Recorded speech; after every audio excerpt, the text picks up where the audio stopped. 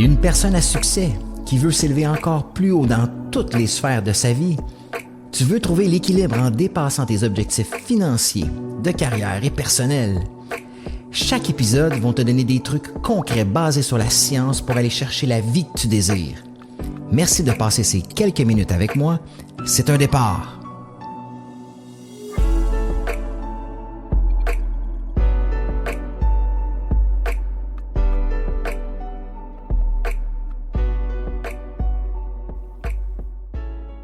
Hey, salut tout le monde, j'espère que vous allez bien. Je suis extrêmement content de vous retrouver dans un nouvel épisode du podcast d'Ordinaire à Exceptionnel, où est-ce qu'aujourd'hui on va s'amuser, où est-ce qu'on va discuter des 6 rôles que tu vas devoir jouer dans ta vie pour avoir accès à ta vie de rêve.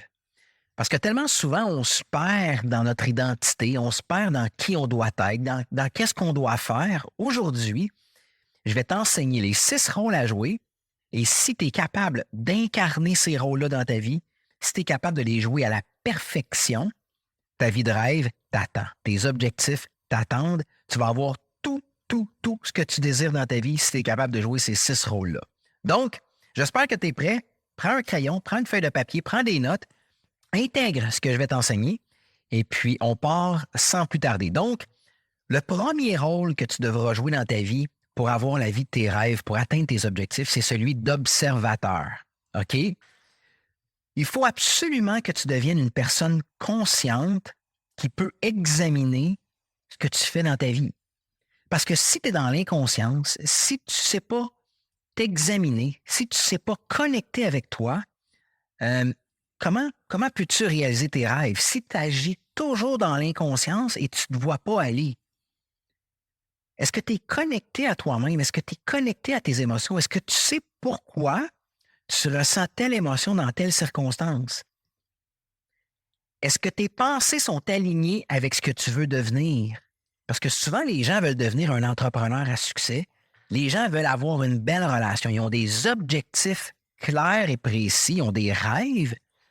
Mais les pensées sont complètement désalignées avec les objectifs. Donc, si tu veux devenir un entrepreneur à succès et que tu te dis « Ah, l'argent, c'est dur à gagner, j'ai pas confiance en moi, je serai jamais capable d'attirer des clients. » Comment veux-tu être un entrepreneur à succès si tes pensées ne sont pas alignées avec tes rêves?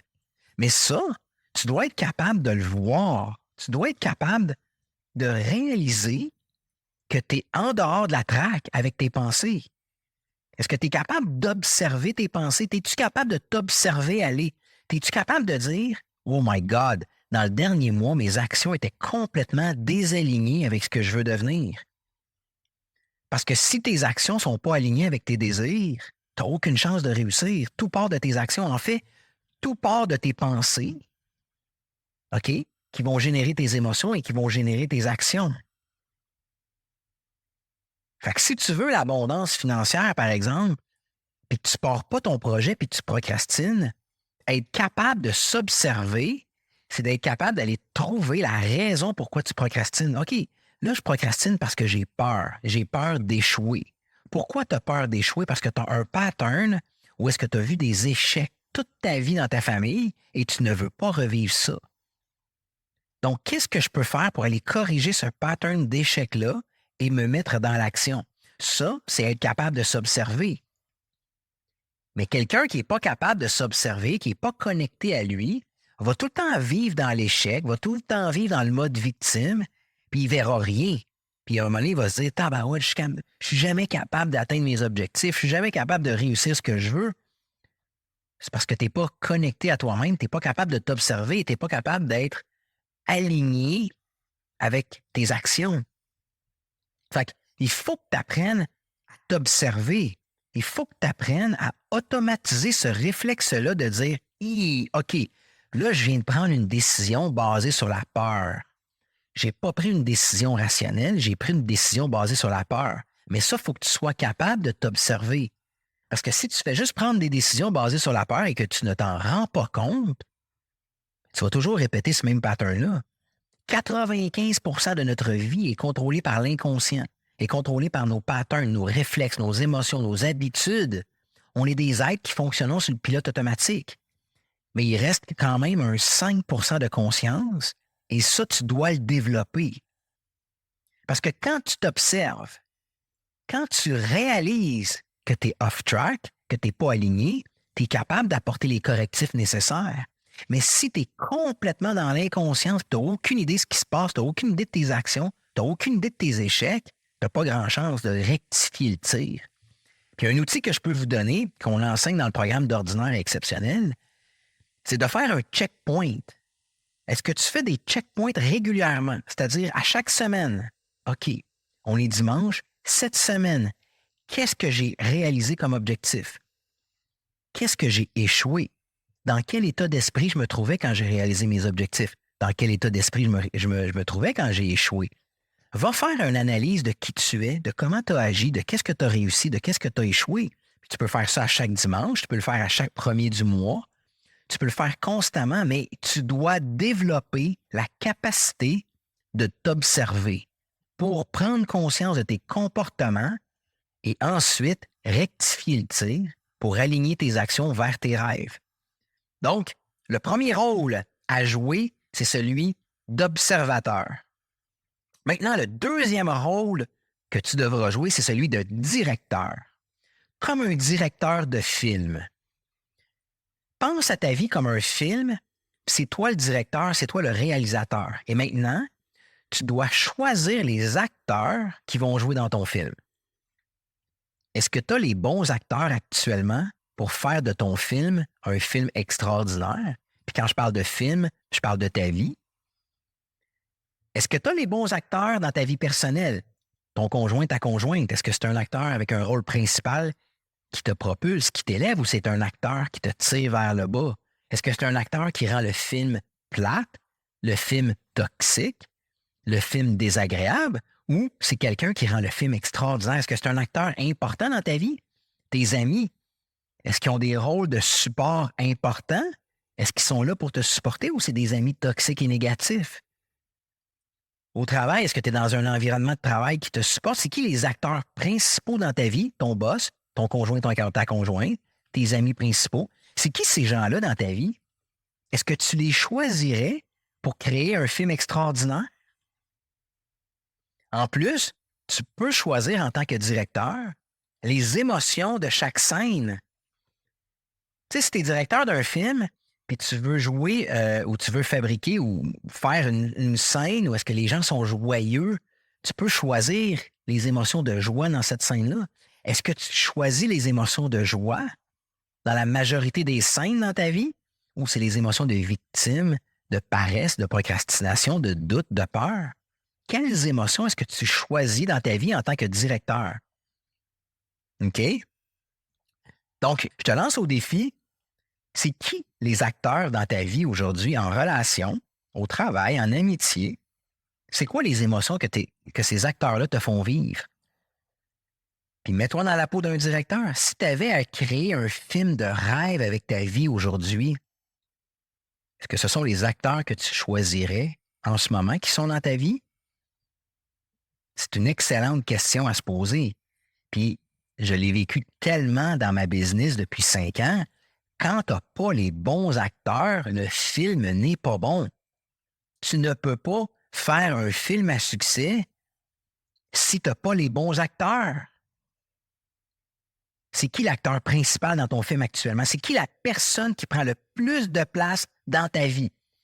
Est-ce que c'est un acteur qui est digne d'un Oscar ou c'est un acteur qui ne se fera jamais réengager dans un autre film? Prends conscience de ça. Tu es le directeur de ta vie. Tu choisis ton film. Tu veux faire un film à succès de ta vie, tu dois choisir les bons acteurs et c'est toi le directeur. Donc, est-ce que ça fait du sens pour toi? Si tu avais à créer un film, est-ce que tu les choisirais, ces acteurs-là? Donc, maintenant, on a vu que tu dois être un observateur et un directeur. Maintenant, le troisième rôle que tu devras jouer, c'est celui d'agent de sécurité. Savez-vous ce qui est ironique? C'est qu'il y a des gens qui paient 1 000 $ pour avoir un système d'alarme qui va protéger leur maison des intrus qui pourraient rentrer, des voleurs, des gens qui vont faire du mal à leur maison. Mais on ne fait rien pour éviter les gens toxiques qui entrent dans notre vie, qui nous empoisonnent le cerveau, qui nous minent notre existence, qui nous créent des émotions négatives. OK? Il va falloir que tu protèges ton cerveau. Il va falloir que tu protèges ton environnement de toute la négativité qui peut entrer. Il va falloir que tu protèges ton cerveau, OK, des informations qui rentrent. Est-ce que tu es quelqu'un qui écoute les nouvelles tous les soirs? Est-ce que tu mets automatiquement des nouvelles négatives à la télévision tous les soirs en faisant le souper, par exemple? Tu ne fais pas grand-chose pour protéger ton cerveau du négatif. Est-ce que tu interagis avec des gens toxiques dans ta vie, que ce soit en relation, en amitié? Est-ce que tu interagis sans arrêt? Est-ce que quand tu appelles quelqu'un, c'est quelqu'un qui te raconte seulement que ses problèmes? Parce que quand tu côtoies du négatif, ton cerveau l'enregistre, éventuellement, ça va jouer sur tes émotions. Et quand ça joue sur tes émotions, ça va jouer sur tes actions, ça va jouer sur ta vie en général. OK? Tu sais, je te mets au défi, là. Va prendre une belle marche au soleil, prends de l'air, va dans la nature, respire. Tu sais, sois bien avec toi-même, OK, pendant 1 heure et vérifie ton état émotionnel après cette marche-là. Ensuite, va écouter les nouvelles pendant 1 heure et regarde ton état émotionnel et compare les 2 états émotionnels. Est-ce que ça se dit émotionnels? Je pense pas. Compare les 2 états émotionnels. Tu vas voir qu'un va te faire sentir tellement bien et que l'autre va détruire ton mindset. Mais ça s'appelle protéger son cerveau. Laisse pas la négativité t'envahir. OK? Fait que c'est tellement important d'être un agent de sécurité de qualité qui va empêcher le négatif de rentrer dans ton cerveau. Et c'est la même chose. Tu dois être un agent de sécurité qui va empêcher la malbouffe, l'alcool de rentrer dans ton corps. Protège-toi. L'alcool, c'est un dépresseur. L'alcool, c'est du poison. OK? Prends 6 verres de vin ce soir puis regarde ton état émotionnel demain et dans les jours qui suivent. Versus, reste sobre, couche-toi tôt et lève-toi tôt demain. Regarde ton état émotionnel. Tu n'as pas besoin de faire des études scientifiques très poussées pour comprendre que ce qui rentre à l'intérieur de toi va dicter comment tu vas te sentir. Mange une bonne salade, un bon repas un soir et ensuite va manger de la malbouffe un autre soir et compare ton état émotionnel et ton état physique. C'est pas compliqué. Tu dois apprendre à protéger ton cerveau de tout ce qui est négatif et tu dois apprendre à faire attention à protéger ce qui rentre dans ton corps. Donc, les gens toxiques, la bouffe, la malbouffe, l'alcool. Si tu es capable de protéger ton corps et ton cerveau de tout ça, tu vas être beaucoup plus allumé dans un meilleur état émotionnel et tu vas prendre des actions beaucoup plus alignées. Donc, observateur, directeur, agent de sécurité. C'est quoi le 4e rôle que tu devras jouer? C'est celui de guerrier. OK? À un moment donné, il va falloir que tu partes te battre pour tes rêves. Il va falloir que tu fasses l'extra. Il va falloir que tu fasses face à l'adversité. Il va falloir que tu sois capable de contourner des obstacles, de vivre avec des coups durs et de te battre à travers ça. Puis il va falloir que tu protèges ceux que t'aimes. Il va falloir que tu sois un guerrier, un protecteur de ceux que t'aimes. Tu sais, tu n'as pas le choix de sortir de ta zone de confort puis aller vers tes peurs, aller chercher l'impossible. Mais pour ça, ça prend un mindset de guerrier, ça prend quelqu'un qui se bat. Parce que si tu t'écroules à chaque obstacle, à chaque coup dur, à chaque chose qui te contrarie, si tu t'écroules, tu réussiras jamais rien dans ta vie. Il faut que tu développes le rôle de guerrier. Il va falloir que tu montres du courage. Un guerrier, ça montre du courage. OK? Pour faire des choses difficiles, pour faire des choses qui ne tentent pas. Il va falloir que tu sois capable de faire face à des tempêtes. Tu n'as pas le choix si tu veux atteindre tes rêves. OK? Il va falloir que tu joues le rôle de guerrier pour être fort pour ceux que tu aimes, pour protéger les gens qui sont importants pour toi. OK? Il va falloir que tu ailles chercher les outils, les armes pour battre tes adversaires. Puis quand je parle d'armes, C'est des armes pacifiques comme les bonnes pensées. OK? Les outils pour cesser la procrastination, le doute, les peurs. Il va falloir que tu sois capable de vaincre tout ça pour aller chercher la vie de tes rêves. Est-ce que tu es prêt aujourd'hui, sincèrement, à partir à la guerre, façon de parler, pour atteindre tes rêves? Est-ce que tu es prêt à faire l'extra, de traverser des tempêtes pour aller chercher la vie de tes rêves? Si tu veux une relation de rêve en amour, es-tu prêt à passer à travers une tempête d'une séparation toxique actuellement avec quelqu'un qui ne te satisfait pas ou qui n'est pas capable de te traiter de la façon dont tu dois être traité? Parce que si tu veux atteindre la relation de tes rêves, il va falloir que tu quittes cette relation-là. Ça veut dire partir à la guerre parce que ça ne sera pas facile.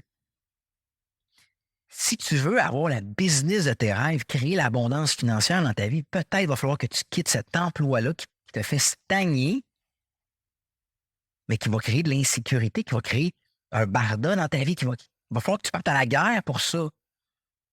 Donc, le rôle que tu devras jouer en tant que guerrier va te propulser vers tes rêves. Ensuite, le 5e rôle que tu devras jouer, c'est celui d'amoureux. Il va falloir que tu aies un rôle d'amoureux. OK? Ça veut dire il va falloir que tu aimes dans ta vie, que tu aimes les gens qui t'entourent. Il va falloir que tu sois présent pour ces gens-là. Il va falloir que tu célèbres tes victoires avec les gens que tu aimes. Il va falloir que tu leur montres de l'attention. Il va falloir que tu aies une vie équilibrée, puis il va pas falloir que tu te perdes à travers tout ça. Tu sais, si tu as un emploi, une business qui marche bien, mais que tu oublies tous les gens que tu aimes, tu n'es pas plus avancé. Si tu rencontres quelqu'un et tu as une belle relation, mais tu oublies tous tes amis, tu oublies ton travail, tu n'es pas plus avancé, ça prend de l'équilibre. Il faut que tu aimes les gens autour de toi.